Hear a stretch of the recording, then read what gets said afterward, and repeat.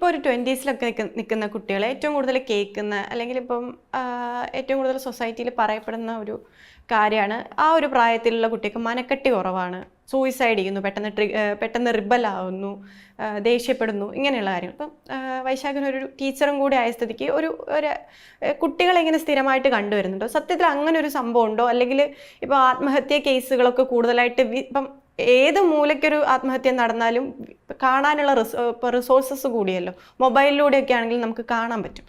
അത് കൂടിയതാണോ അല്ലെങ്കിൽ ഈ കുട്ടികളുടെ സ്വഭാവത്തിൽ തന്നെ ഒരു മാറ്റം വന്നിട്ടുണ്ടോ? കുട്ടികളുടെ സ്വഭാവം മാറ്റം വന്നിട്ടുണ്ടെന്നുള്ളത് സത്യമാണ്. അത് പക്ഷേ ഇന്നത്തെ ഒരു മോഡേൺ പ്രതിഭാസം മാത്രമല്ല, എല്ലാ കാലത്തും തലമുറകൾക്ക് ഈ സ്വഭാവ വ്യത്യാസമുണ്ട്. സോ അത് അവർ ജീവിക്കുന്ന കാലഘട്ടമാണ് അവരുടെ സ്വഭാവത്തെ ഷേപ്പ് ചെയ്യുന്നത്. അപ്പോൾ ഇനി ഞാൻ പറയാൻ പോകുന്ന കാര്യങ്ങൾ ഞാനെൻ്റെ ഒരു പേഴ്സണൽ എക്സ്പീരിയൻസ് എന്ന് പറയുന്നതാണ്. അതൊരു ആധികാരിക സ്വരത്തിൽ പറയാൻ പാടില്ലാത്ത കാര്യമാണ്. ഞാൻ അധ്യാപനം എന്നതിൽ കുറേ ആളുകളെ കാണുന്നുണ്ട്, ഞാൻ നിരീക്ഷിക്കുന്ന ചില വ്യത്യാസങ്ങളുണ്ട്. ആ വ്യത്യാസങ്ങൾ ലൈഫ് സ്റ്റൈലുമായിട്ട്, ഈ പറഞ്ഞതുപോലെ ലൈഫ് സ്റ്റൈലുമായിട്ട് വല്ലാതെ കണക്റ്റഡാണ്. ഒന്ന്, നമ്മുടെ പാരൻസ് കുട്ടികളെ വല്ലാതെ പ്രൊട്ടക്റ്റ് ചെയ്താണ് ഇപ്പോൾ വളർത്തുന്നത്. പണ്ട് ഇല്ലാതിരുന്നൊരു പ്രൊട്ടക്ഷൻ, എനിക്ക് എൻ്റെ വീട്ടിൽ ഫീൽ ചെയ്തിട്ടില്ലാത്തൊരു പ്രൊട്ടക്ഷൻ. ഞാൻ കുറ്റപ്പെടുത്തുന്ന രീതിയിലല്ല പ്രൊട്ടക്ഷൻ ഇല്ല എന്ന് പറയുന്നത്. ഈ ചിറകിനടിയിൽ വെച്ച് പാമ്പർ ചെയ്ത് കൊണ്ടുപോകാന്ന് പറയുന്ന രീതി പണ്ടില്ലായിരുന്നു. നമ്മൾ സ്കൂൾ വിട്ട് വീട്ടിലെത്തിയില്ല എന്ന് പറഞ്ഞാൽ ഇരുട്ടിയാലേ അന്വേഷിക്കൂ, എവിടെന്നെങ്കിലും കറങ്ങി വരും എന്നൊരു പ്രതീക്ഷയുണ്ട്. അന്ന് അപകടങ്ങളൊക്കെ ഉണ്ട്, സാധ്യതകളൊക്കെ ഉണ്ട്, ഇന്നും ഉള്ളതിനേക്കാൾ കൂടുതൽ ഉണ്ടാവും. കാരണം ട്രാക്ക് ചെയ്യാൻ ബുദ്ധിമുട്ടാണ്. കുട്ടി എവിടെയാണെന്ന് അറിയാൻ പറ്റില്ല, എങ്ങും CCTV ഇല്ല. കുട്ടി മിസ്സായി. പക്ഷേ കരുതുന്നത് അതിനുള്ള സാധ്യത കുറവാണ് എന്നാണ് നമ്മൾ കരുതുന്നത്. എവിടെയെങ്കിലുമൊക്കെ മിസ്സായിട്ടുണ്ടാകും, നമ്മൾ അറിയില്ല. ഇന്നത്തെ പോലെ ഉടനെ അത് പത്രവാർത്തയായിട്ടോ ബ്രേക്കിംഗ് ന്യൂസ് ആയിട്ടോ വരില്ല. അതിൻ്റെ ഒരു കംഫർട്ട് ഒന്നുണ്ടായിരുന്നു ആളുകൾക്ക്. ഇന്നതല്ല. ഇന്ന് ഒരുപാട് സ്ഥിരം കേൾക്കുന്ന ഇന്നത്തെ കാലത്ത് എങ്ങനെയാണ്, ഇന്നത്തെ കാലത്താണ് കൂടുതൽ സേഫ്. കാരണം ഓരോ സ്ഥലത്തും നിങ്ങൾ മോണിറ്റർഡ് ആണ്. നിങ്ങൾ ഒരു പബ്ലിക് പ്ലേസിൽ നിൽക്കുമ്പോൾ തൊട്ട് നിൽക്കുന്ന കടകളിലെല്ലാം CCTV വെളിയിലോട്ടിരിപ്പുണ്ടാവും. ഒരു ക്രൈം നടന്ന പോലീസ് ആദ്യം അന്വേഷിക്കുന്ന ആ പരിസരത്തെ കടകളിലെല്ലാം CCTV ഫുട്ടേജാണ് നോക്കുന്നത്. കാരണം അത് ട്രാക്ക് ചെയ്യാൻ എളുപ്പമാണ്, അത് ക്രൈം ചെയ്യാൻ സാധ്യതയുള്ളവർക്കും അറിയാം. അപ്പോൾ അതുകൊണ്ട് ക്രൈമിനുള്ള സാധ്യത കുറയുക ചെയ്യാം. പക്ഷേ ക്രൈം നടന്നാൽ പെട്ടെന്ന് അറിയും, സെൻസേഷനലൈസ് ചെയ്യപ്പെടും. അങ്ങനെയുള്ള കാര്യങ്ങൾ കൊണ്ട് നമുക്ക് കുറച്ചുകൂടി വിവിഡായിട്ടുള്ള ഒരു ഇംപ്രഷൻ ചിലപ്പോൾ ആ വാർത്തകൾ ഉണ്ടാക്കുന്നുണ്ടാവും. അപ്പോൾ ഈ പ്രൊട്ടക്ഷൻ പലപ്പോഴും ഈ കാരണം പറഞ്ഞാണ് ചെയ്യുന്നത്. രണ്ട്, ഞാൻ അനുഭവിച്ച കഷ്ടപ്പാട് എൻ്റെ മക്കൾ അനുഭവിക്കരുതെന്നുള്ളൊരു സതുദ്ദേശം പാരൻസിനുണ്ട്. പക്ഷേ ഈ മക്കളെ എത്ര കാലം എനിക്ക് പ്രൊട്ടക്റ്റ് ചെയ്യാൻ പറ്റും എന്നുള്ള കാര്യം പലപ്പോഴും ഒരു മറന്നു പോകും. കാരണം എൻ്റെ കുഞ്ഞിനിപ്പം 5 വയസ്സുണ്ടെങ്കിൽ എനിക്ക് 30 വയസ്സുണ്ടെങ്കിൽ ഈ കുഞ്ഞിന് 25 വയസ്സാകുമ്പോഴും എനിക്ക് 30 വയസ്സല്ല. എനിക്ക് എപ്പോഴെങ്കിലും ഞാൻ അവരെ ഫ്രീ ആക്കണം. അത് എപ്പോഴാ? അത് നമ്മുടെ നാട്ടിൽ പാരന്റിങ് നമ്മുടെ നാട്ടിൽ ഒരിക്കലും നിൽക്കുന്നില്ല. അത് വളർത്തിക്കൊണ്ടേയിരിക്കുകയാണ് നമ്മൾ. അപ്പോൾ എപ്പോഴും ആ ഒരു ഹയറാർക്കി അവിടെ നിൽക്കും. കുറച്ച് കഴിയുമ്പോൾ ഇത് കോംപ്ലക്സ് ആയിട്ട് മാറുന്നതും കാണാം. അതായത് മക്കൾ സ്വന്തമായിട്ട് ഏൺ ചെയ്ത് തുടങ്ങുമ്പോൾ പഴയ പോലെ വകവെക്കില്ല. അപ്പം ഞാൻ കരുതുന്നു എനിക്കിനി വളർത്തണമല്ലോ, ഞാൻ പറയുന്നവർ കേൾക്കണം. പണ്ടത്തെ പോലെ കേൾക്കേണ്ട ഗതികേട് അവർക്കെന്നില്ല. അപ്പോൾ അത് എൻ്റെ പ്രശ്നമായിട്ട് മാറും. അതൊക്കെ പല ഫാമിലികളിലും നമ്മൾ സ്ഥിരം കാണുന്നതാണ്. അപ്പം ഈ കുട്ടികളുടെ കേസിലേക്ക് വന്നു കഴിഞ്ഞാൽ ഈ പാമ്പറിങ് ലോകത്ത് ഫേസ് ചെയ്യാൻ അവരെ വല്ലാതെ അവർക്ക് തടസ്സമാണ്. കാരണം അവരൊന്നും ഫേസ് ചെയ്തിട്ടില്ല. ഇപ്പോൾ ഞാൻ കോളേജിൽ അഡ്മിഷൻ നടത്തുമ്പോൾ ഞാൻ അഡ്മിഷൻ്റെ ചാർജൊക്കെ ഉള്ള അധ്യാപനമായതുകൊണ്ട് അഡ്മിഷൻ വരുന്ന കുട്ടികളെല്ലാം കാണും. അപ്പോൾ കുറേ ഫോമൊക്കെ ഫില്ല് ചെയ്യാനുണ്ട്. പാരൻസാണ് ഫില്ല് ചെയ്യുന്നത്. കുട്ടി അടുത്ത് ഇങ്ങനെ നിൽക്കും. +2 കഴിഞ്ഞ കുട്ടിയാണെന്ന് ആലോചിക്കണം, എഴുത്തും വായന അറിയാത്ത ആളല്ലല്ലോ. ആ കുട്ടിയുടെ അഡ്മിഷൻ എടുക്കുക പാരൻസാണ് എഴുതുന്നത്. ചിലപ്പം പാരൻസ് ചെയ്യിക്കില്ല, നീ ചെയ്യണ്ട ഞാൻ ചെയ്യാം, നീ ചെയ്താൽ ശരിയാവില്ലെന്നാണ് പറയുന്നത്. പിന്നെ എപ്പോൾ ശരിയാകുമെന്നാണ് നമ്മൾ പ്രതീക്ഷിക്കുന്നത്. ഡിഗ്രിക്ക് അഡ്മിഷൻ എടുക്കുന്ന കുട്ടിക്ക് ഫോം ഫില്ല് ചെയ്യാൻ ഉള്ള പ്രോസസ്സ് ശരിക്ക് ചെയ്യാൻ അറിയില്ലെങ്കിൽ അയാൾ എന്തിനാണ് +2 പാസ്സായതെന്ന് നമുക്ക് ചോദിക്കാം. അത് ആ പാരൻറ്റ് ചോദിക്കുന്നില്ല. ഞാൻ എപ്പോഴാണ് എൻ്റെ കുട്ടിയെ പ്രാപ്തനോ ആക്കാൻ പോകുന്നത് എന്ന് ആലോചിക്കുന്നില്ല.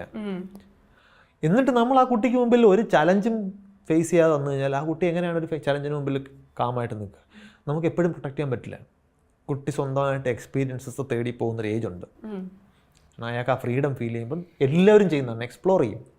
എന്തിനാണ് ഈ കൊളംബസ് ഈ കപ്പലിടുന്നുണ്ട് ഇറങ്ങിയത്? മനുഷ്യൻ്റെ ബേസിക് നേച്ചറാണ്, വി ആർ എക്സ്പ്ലോറേഴ്സ്.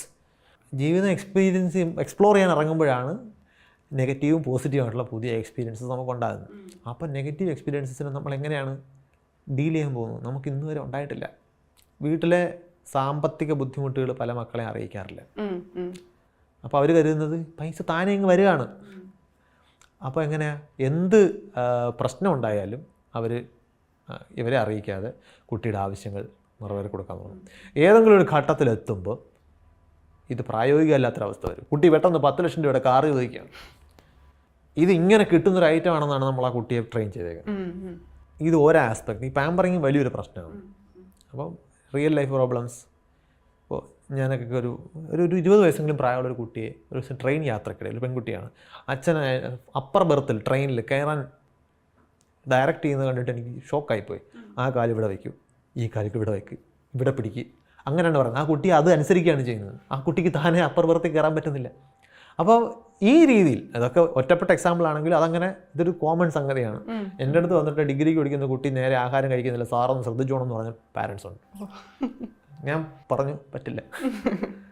കാരണം അതല്ല നമുക്ക് അങ്ങനെ പ്രായോഗികമല്ല. കുട്ടിക്ക് താനെ ആഹാരം കഴിക്കാൻ തോന്നുന്ന അവസ്ഥ നിങ്ങൾ പഠിപ്പിച്ചിട്ടില്ല.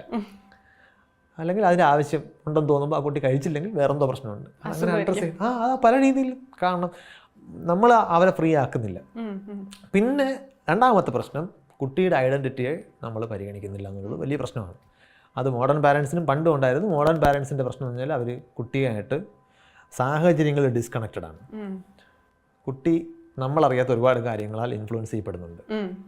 പണ്ടൊരു കാലത്ത്, ഇന്നത്തെ ഡിജിറ്റൽ മീഡിയ വരുന്നതിന് മുമ്പ്, കുട്ടിയെ എന്തൊക്കെയാണ് കുട്ടി പഠിക്കുന്നില്ല, മറ്റ് പല കാര്യങ്ങളിലാണ് ശ്രദ്ധ എന്ന് പറഞ്ഞാൽ ആ മറ്റ് പല കാര്യങ്ങൾ എന്താണെന്ന് നമുക്ക് കാണാം. അവൻ കളിച്ച് നടക്കാൻ, ക്രിക്കറ്റ് കളിയാണ് അവൻ എപ്പോഴും കാണാം. ഇത് എന്താണെന്ന് അറിയാൻ പറ്റില്ല. ഫോണിൽ നോക്കി നമുക്ക് കാണാം അവനെ ആരൊക്കെ ഇൻഫ്ലുവൻസ് ചെയ്യുന്നത്, എന്തൊക്കെ ആളുകളുമായിട്ടാണ് ഇടപെടുന്നത്. ഇന്ന് അയാൾ ആരുമായിട്ടാണ് ചാറ്റ് ചെയ്യുന്നത് നമുക്കറിയില്ല. അപ്പുറത്തുള്ള ആൾ റിയൽ ആണോ എന്ന് പോലും നമുക്കറിയില്ല. മറ്റതിപ്പോൾ ഒരു പയ്യനുമായിട്ട് എൻ്റെ മകൻ വേറൊരു പയ്യനുമായിട്ട് കറങ്ങുന്നുണ്ട്. ആ പയ്യൻ എനിക്ക് പരിചയമില്ല, ട്രാക്ക് ചെയ്യാമല്ലോ, എവിടെയുള്ള പയ്യനാണ്, അവൻ്റെ ബാക്ക്ഗ്രൗണ്ട് എന്താണ്, ക്രിമിനൽ എന്തെങ്കിലും പശ്ചാത്തലമുള്ള ഒരാളുണ്ട് റിയലാണ്. ഇതറിയില്ല. ഒരാളുമായിട്ട് ചാറ്റ് ചെയ്യാണ്, അവന് തന്നെ അറിയില്ല അത് റിയലാണോ. പിന്നെ അയാൾ എന്തൊക്കെ കാര്യങ്ങളാണ് ഇൻഫ്ലുവൻസ്. ഇപ്പോൾ എൻ്റെ ഒരു സുഹൃത്ത് പറഞ്ഞ അനുഭവം പറഞ്ഞാൽ, കുട്ടിയും കൊണ്ട് ബാർബർ ഷോപ്പിൽ പോയപ്പോഴാണ് BTS എന്നുള്ള വാക്ക് അവൻ ആദ്യമായിട്ട് കേൾക്കുന്നത്. കുട്ടി പറഞ്ഞു എനിക്ക് BTS സ്റ്റൈലിൽ മുടി വെട്ടണം. അപ്പോൾ ഇവൻ ചോദിക്കണം അതെന്തൊന്നും സ്റ്റൈലെന്ന്. ബാർബർക്കറിയാം അങ്ങനെ ഒരു സ്റ്റൈലുണ്ട്, പക്ഷെ ഇവൻ ആദ്യമായിട്ട് കേൾക്കുന്നത്. കുട്ടി ഹാർഡ് കോർ BTS ഫാനാണ്. അച്ഛൻ അറിഞ്ഞൂടാ, അറിയില്ല. കാരണം അറിയാൻ പറ്റില്ലല്ലോ, എക്സ്പോഷർ ഇല്ലല്ലോ. അപ്പം നമ്മൾ അറിയാത്ത ഒരുപാട് ഘടകങ്ങൾ ഈ തലമുറയെ സ്വാധീനിക്കുന്നുണ്ട്. അതൊരു റിയാലിറ്റിയാണ്. അപ്പോൾ ആ കുട്ടിയുടെ ഐഡൻറ്റിറ്റി നമ്മുടെ ഐഡൻറ്റിറ്റി ആയിക്കൊള്ളുന്നില്ല, കുട്ടിയുടെ വേൾഡ് വ്യൂ നമ്മുടേതായിക്കൊള്ളണമെന്നില്ല. അതിനെ റെസ്പെക്റ്റ് ചെയ്യാൻ കുട്ടിയുടെ എല്ലാ വേൾഡ് വ്യൂ മെച്ചറും കറക്റ്റും ആയിക്കൊള്ളണമെന്നില്ല. പക്ഷേ ആ കുട്ടിക്ക് അത് ഉണ്ടാകാനുള്ള സാധ്യത അക്നോളജ് ചെയ്താലേ നമുക്ക് ഇൻഫ്ലുവൻസ് ചെയ്യാൻ പറ്റും. ഞാൻ വിചാരിക്കുന്ന പോലെ നീ ചിന്തിക്കുമെന്ന് എക്സ്പെക്ട് ചെയ്യരുത്. പല കുട്ടികൾ ഇപ്പോൾ സൂയിസൈഡ് ചെയ്ത് 1-2 കേസ് എനിക്ക് നേരിട്ടറിയാം. പാരൻസും മറ്റ് പാരൻസും ഒക്കെ പറയുന്നത് അവന് സൂയിസൈഡ് ചെയ്യാൻ ഒരു കാരണമില്ലായിരുന്നതാണ്. കാരണം ഉണ്ടായിരുന്നു, ദാറ്റ് ഗായ് വാസ് സാഡ്. നിങ്ങൾ അറിഞ്ഞില്ല. നിങ്ങളെങ്ങനെ അറിയും? നിങ്ങൾ ശ്രദ്ധിച്ചോ?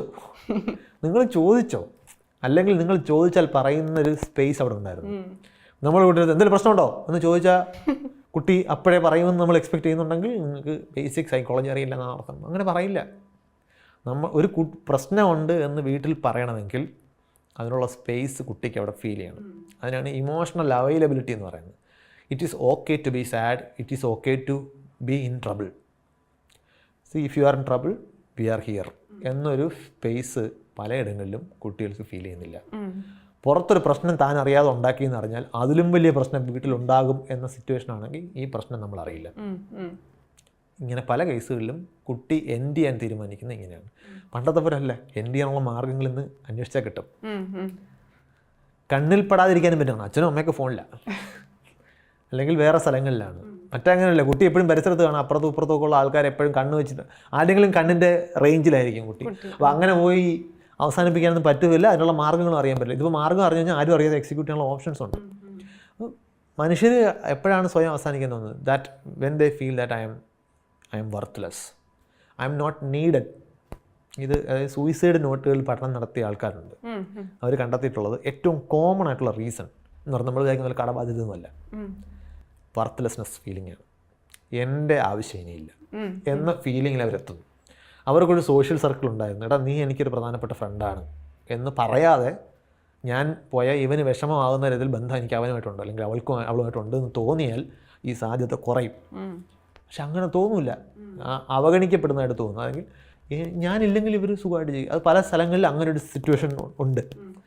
അവരറിയാതെ തന്നെ അതായത് മക്കൾ ഞങ്ങളുടെ പ്രൊട്ടക്ഷനിൽ പ്രത്യേകിച്ച് ഒരു കുറവും അറിയാതെ വളരുന്നു എന്ന് നമ്മൾ വിചാരിക്കും.